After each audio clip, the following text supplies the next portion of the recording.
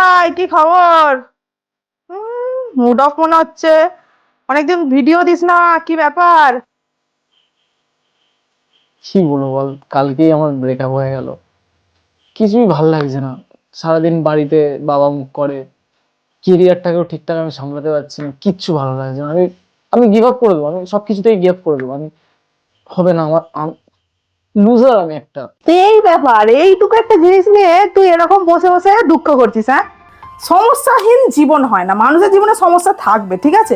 তোকে এখন কত কি অ্যাচিভ করতে হবে বলতো, শুধু শুধু তুই বসে বসে ডিপ্রেশনে ভুগছিস। এটা চিল কর ভাই, নিজে অনেক কিছু এখন সাকসেসফুল হতে হবে, বাবার মুখ উজ্জ্বল করতে হবে, এইসব ছাড়।